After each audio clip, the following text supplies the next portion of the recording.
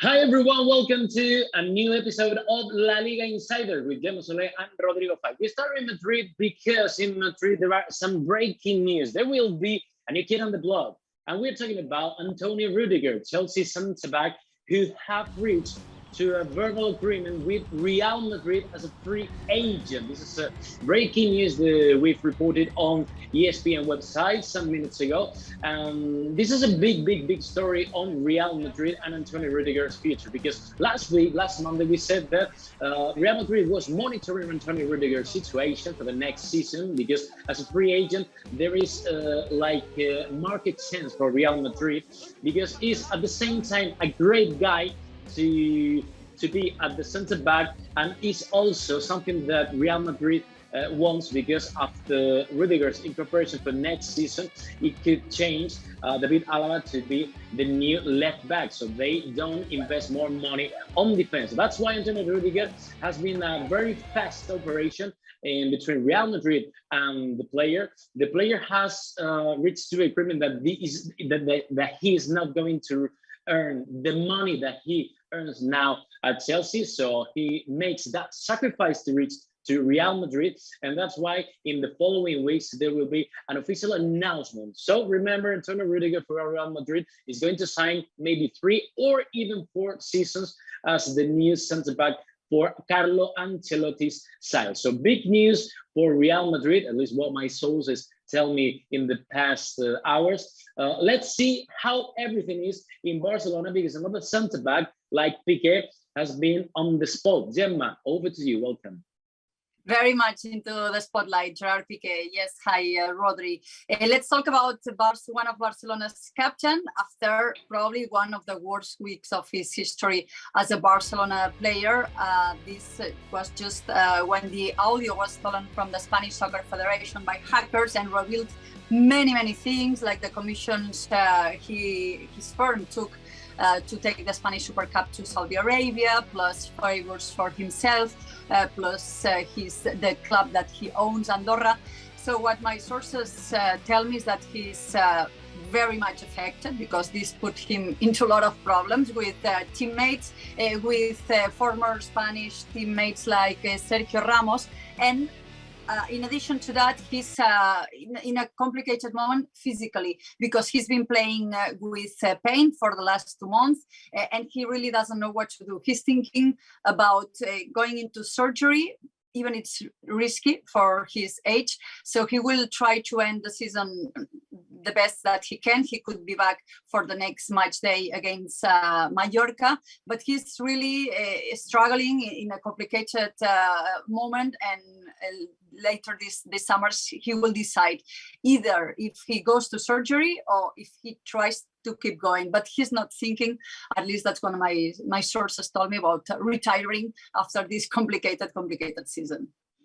Back in Madrid, we have to talk about Kylian Mbappe's situation. Gemma is going to tell us about PSG version, because she traveled to France last week. But at least what we have here in Madrid, at least what my people at Real Madrid tells me, is that Florentino Perez is still confident on signing Mbappe. Last week there was a meeting between Mbappe's camp and the people from Qatar. So right after that, apart from what French press said, Real Madrid is still confident on signing Mbappe, because they do believe on his word, and they do believe that he's going to make his dream to play at Real Madrid real by the end of this season as a free agent at Santiago Bernabeu. Let's see how it goes. But Real Madrid, the thing that has changed in the past days is that they expect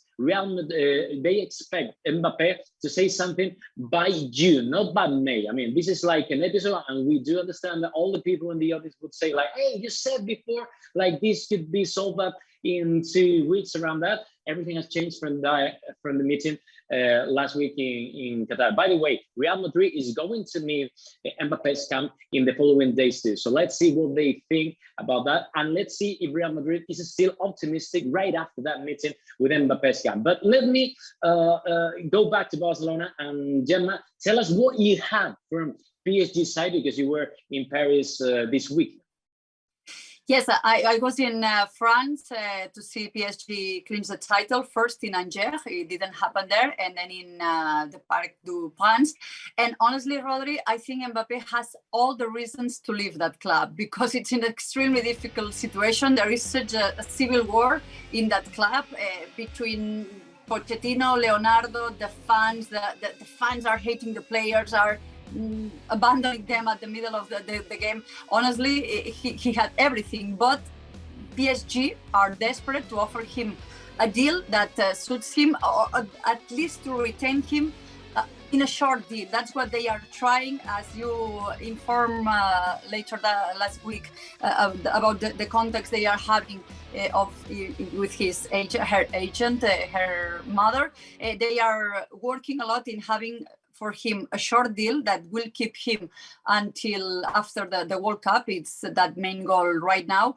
And it will have something to see with the marketing rights. It's one of the issues with Real Madrid. So they are working on that. And I had the chance to spoke to sport director Leonardo, and he told me they are optimistic. They think they have arguments good enough to try to keep Mbappe. And Rodi, honestly, I was in France for a couple of days, and you could feel this anywhere. There are pressures coming even from the new Prime Minister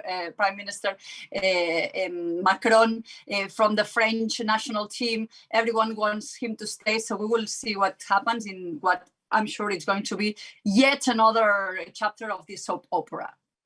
This looks like a never-ending story about Mbappe, Real Madrid, and PSG. Let's see, for example, if we face another never-ending story about Borja Iglesias. Everyone would wonder who Borja Iglesias is. You may know Borja because he's Betis striker, number 9 at Betis, and he won the Copa del Rey last weekend. I was there at Seville. It was an amazing game with an amazing atmosphere, and how they all celebrated that title for Betis, and history one. And the MVP of the final was Borja Iglesias, who has been monitoring by at least 3 Premier League teams for the past 2 months.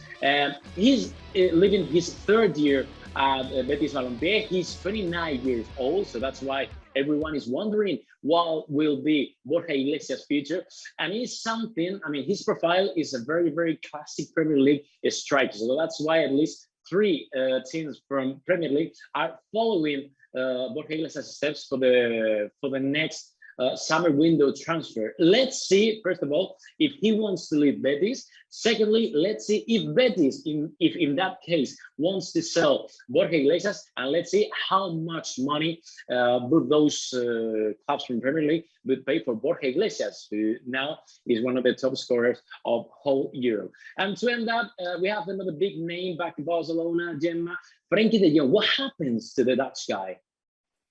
Well, the present right now, he's one of the pointed player after yet another disappointed game at the Camp Nou, that defeat against Rayo Vallecano. But even though that situation, what my sources tell me is that he is non-transferable. So he is not in the market for next season. Of course, he's one of the hot names for the next transfer market. And it's such a dilemma for Barcelona because they could be making money with him. There will be overbooking in the midfield because the names that are now in the squad, plus they will be adding Kessie and Pablo Torre. But both Xavi and Jordi Cruyff really believe in the international player from the Netherlands. So what they tell me is that the only thing Barca would if there is some kind of crazy offer out of the market.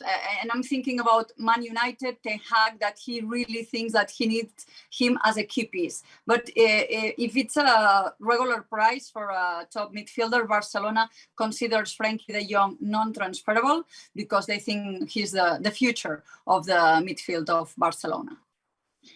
LaLiga Insiders with Gemma and Rodrigo Faez. Please follow us, subscribe, turn your notifications on, and comment below. And, see you next week, Gemma.